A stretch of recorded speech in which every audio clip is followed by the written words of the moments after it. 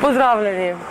Na Prevekija Omnet smo se odločili, da bomo za vas, naše drage gledalce, pripravili serijo intervjujev z znanimi osebnosti iz naših krajev.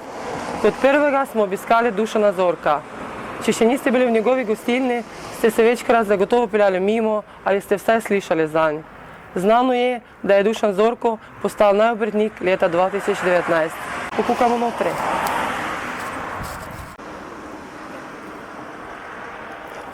Pozdravljeni, Dušan. Pozdravljeni, Svetlana. Z gostinstvom že ukvarjate mnogo let. Ali je bilo tako rekoč za vas logično, da ste prevzeli očetovo obrt? Tako bom rekel, gostilno sta zgradila moja mama in oče.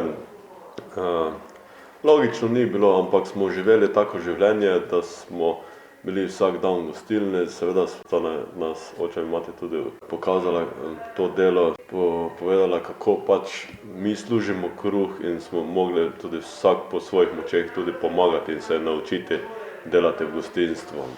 Tako da smo v bistvu zrasli v gostilni, moj brat, sestra in jaz. Ni pa nam bilo zdaj zabičano, da bomo mogli to delati. Najbolj me pač leta 2010 nas je presenetila hitra smrt mojega očeta. Takrat sem pa vedel, da pa moram prevzeti vajeti in narediti korak naprej, če hočemo s tem poslu še delati in ustvarjati in preživeti. Ker ti današnji časi so res težki v gostinstvu, moraš biti dober, moraš biti inovativen, kreativen in moraš vsegati množico ljudi, katere lahko postrežeš in zadovoljiš. Tako da zdaj je to postal del mojega življenja. Moram pa tudi povedati, da mi ob tem stoji žena, brez katere si seveda ne znam predstavljati tega poklica, kajti oba ženeva našo gostilno naprej in si dava en drugemu energijo, poleg seveda še ostalih domačih članov, še vedno nam pomaga mama, brat je zaposlen pri nas in tako da imam res dobre ljudi okoli sebe. V kuhinji imamo že kar nekaj let dobre kuharje. Pred kratkim se nam je pridružil še Andrej kuhar, znani slovenski kuhar, ki je edini, ki se že v prejšnjem stoletju okitil z dvema Michelinovima zvezdicama, tako da nam zdaj daje in nudi svoje izkušnje in nam marsikdaj pomaga tudi pri raznih menijih, pri dogodkih. In imamo eno tako, kako bi rekel, imam nadomestnega očeta, ki mi pomaga v določenih situacijah, ko se sam ne vem odločiti, mi on lahko pove iz svojih izkušenj, iz svojih napak in nam kar dobro svetuje. Naslednje leto vaša gostilna bo praznovala 40-letnico. Kako mislite obeležiti ta jubilej? Ja, je že 40, to je pa kar lepa številka za obrtništvo. O tem še nismo razmišljali, sigurno ga bomo nekako verjetno bomo kaj povedali tudi novinarji, se bo kje, sigurno bo na Prevekija Omnet objavljeno, če že nekje drugje. Verjetno bomo pogostili naše najdražje goste tudi v tistem času s kakim prigrizkom, s kakšnim kozarčkom dobrega vina, tako da nekaj velikega verjetno ne bo. Leta 2018 vaša gostilna je bila izbrana med 10 najbolj popularnimi gostilnami v Pomurju. Kako ste se počutili ob tem? Verjetno vas bom moral malo popraviti.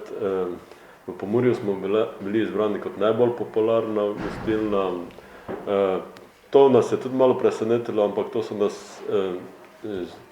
so glasovali naši gostje za nas, kar je dober znak, da smo odprti za širšo množico ljudi.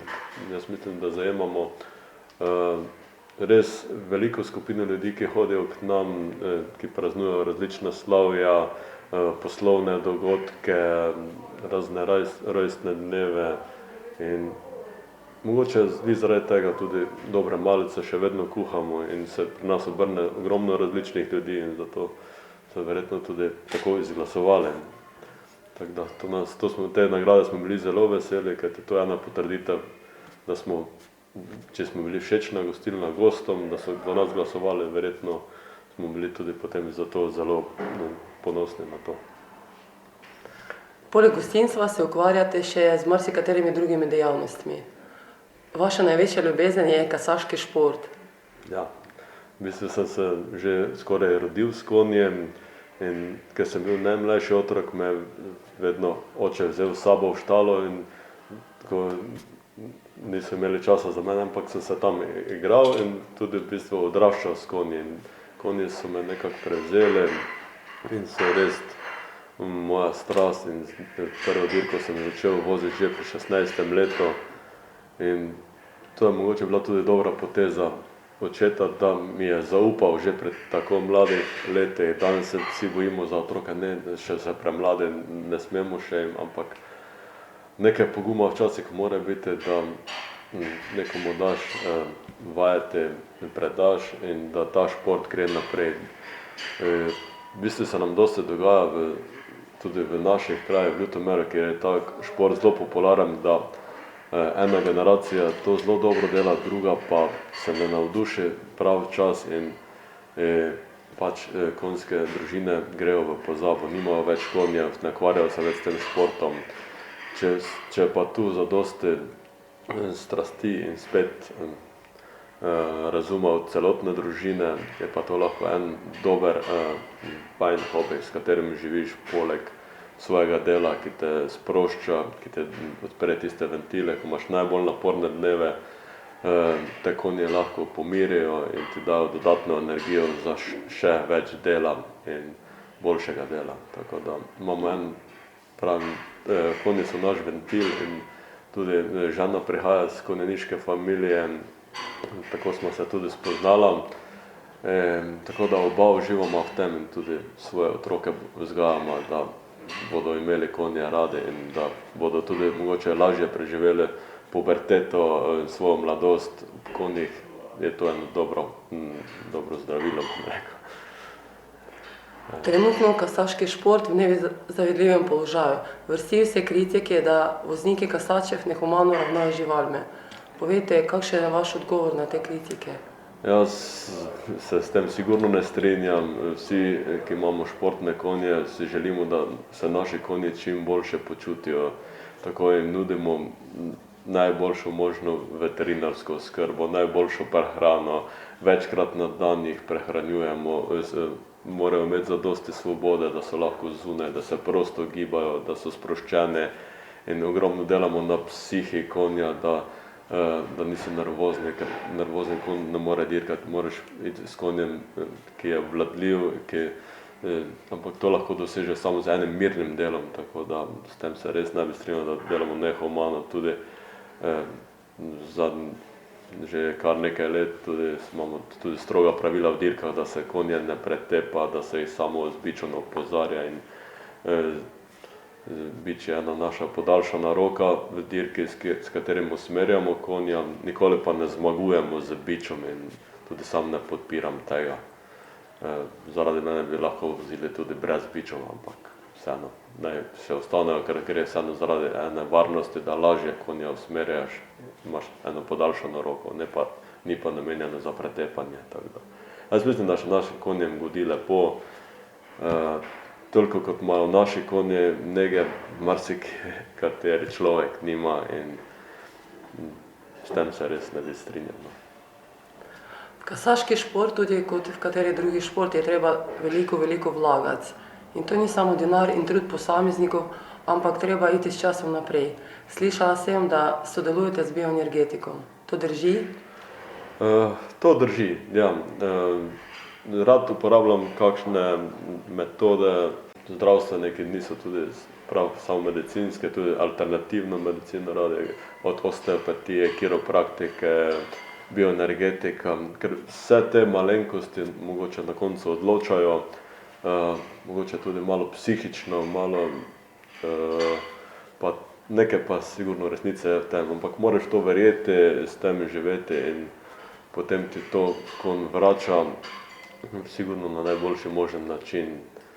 In rad se poslužujem te stvari, ker sem sam doživel dosti uspeha v tem, pač vsak pa gleda po svojem na to. Imate enega od najbolj perspektivnih konjev v Sloveniji. Povejte kaj o tem.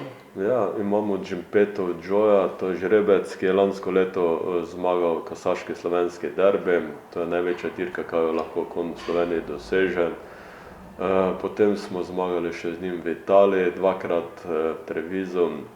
Na to smo se odločili, da konja pošljemo na trening v Švedsko, k enemu najboljšemu trenerju in da vidimo, kaj še lahko konj tam doseže. In zdaj je že konj 4 mesece na Švedskem, dosegajo 4 zmage, eno drugo mesto. Res se odlično ujel s tem trenerjem in dobro tekmujeta, nad pričakovanje našimi, ki smo jih imeli. Tako da, ja, danes je super, jutri lahko pride poškodba in je konj pozabljen, ampak trenutno imamo tega konja v zelo dobrem stanju in upamo na najboljše še naprej. No. Trenutno v Sloveniji kasaški šport mogoče ni tako popularen kot nekoč. Kako pa je s tem v drugih državah? V drugih državah, ki so finančno močnejše, z boljšo tradicijo, ki tudi imajo verjetno posluh od države, da to tradicijo morajo držati, tudi vse skupaj bolj profesionalno se dela. Naprimer, Francija je ena najmočnejših evropskih držav, kasaštvo. Vsako leto konec januarja tam ena dirka za 1 milijon evrov. To sigurno spodbudi tekmovalce, rejce, lastnike in vse, ki se ukvarjajo s športom, da to pridejo gledati, da se ukvarjajo s tem športom, da se ukvarjajo z rejo, da se potem poleg tega pride ogromno drugih zaposlitev, ki pač delajo s konjem, ogromno trenerjev, ki imajo velike štale. Sproti s tem rabijo dobre veterinarje, ki imajo delo, rabijo dobro prehrano, rabijo dobro opremo in to je en začarani krog, ki se, če je vse na višji ravni, se vse skupaj bolj vrti in vsi boljše živijo in imajo nekaj od tega. V Sloveniji ta šport pa na žalost upada zaradi visokih stroškov in premajhnih nagrad, ki jih imamo v Sloveniji. In tudi bodoče, če se ne bo naredil kak centralni hipodrom v Ljubljani, kjer bo lahko hipodrom živel od stav, in od še kakšnih dobrih sponzorjev. Tu edino vidim jaz rešitev tega športa, da bodo dirke skozi celotno leto. Potem bo ta šport zaživel, ampak vse pa je spet odvisno od vodilnih ljudi v tem športu, koliko bodo imeli energije in koliko bodo videli, da se splača sploh vlagati v to in da bodo videli da se bodo sebe videli tem, da bodo lahko to vodili uspešno. No, vrnimo pa se k gostinstvu. Trenutno se v Sloveniji opazi pomanjkanje natakarjev oziroma strežnega osebja. Kako pa vi shajate s tem? Mi s tem najboljše shajamo kot družina, da ogromno lahko naredimo sami. Se pa strinjam, da pa za ta poklic se res čedalje manj mladih odloča. Bom rekel, tudi že starši jih ne spodbujajo k temu poklicu, ker ne vem, ta poklic ni cenjen. Zakaj je tako, ne vem, lahko pogledamo prek Avstrijo, tudi tam Avstrijci ne rade kelnarijo, najemajo tu delovno silo. Tu mislim, da tudi pri nas še dolgo ne bo boljše, edino na slabše spet kaže. Ampak bodimo optimistični, jaz upam, da bomo, vsi bi rekli, ja, premalo plačam poklic. Jaz bi rekel, da po eni strani se strinjam, po drugi strani pa vem, da delodajalci težko plačajo več. Želim si, da bi bile te plače večje, ampak tudi potem se bodo naše storitve mogle podražiti, kar pa spet težko prenese naš trg, posebej v Prlekiji. Že zdaj moramo paziti na svoje cene, da da shajamo in da nismo predragi in da smo še vseeno konkurenčni in da lahko plačujemo svoje račune in da lahko tudi damo solidne plače. Ko bodo se naše storitve lahko podražile, pa bom jaz z veseljem tudi ponudil 2000 evrov natakarjev, če mi bo to zneslo. In želim si, da bi bilo tako, kar pa upam, da bo. In kaj bi na koncu želeli povedati našim gledalcem? Kaj želim povedati? Želim jim povedati, da se naj odločijo po raznih praznikih, da nas obiščajo, da se pustijo razvajati, da gledajo na gostinstvo mogoče malo drugače, da je to vseeno delo, ki ga mi opravljamo s srcem in se trudimo za vsakega gosta posebej. Glavnem, da nas obiščajo in da nas pridejo pogledati tudi na kasaške dirke v Ljutomer. Hvala lepa, Dušan. Zahvaljujem se vam za vaš dragoceni čas in želim vam mnogo uspehov pri vašem delu. Hvala lepa tudi vam in tudi vam vse lepo na Prlekiji.net. Hvala.